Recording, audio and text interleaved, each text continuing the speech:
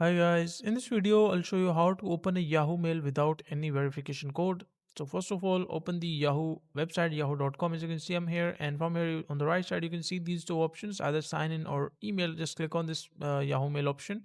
You can choose both option, doesn't really matter, and you will basically see an option like this one to sign in. So on this page you just need to enter your email address. Let me just enter my email address which I use for my Yahoo. Click on next. And once you click on next, you might see an option like this. You'll scan a QR code, try signing in another way. Just click on this option. As you can see, like you will see an option like this one to enter your password, or you might get an option to get the verification code as well. They might send it on your email. You can just click on forgot password.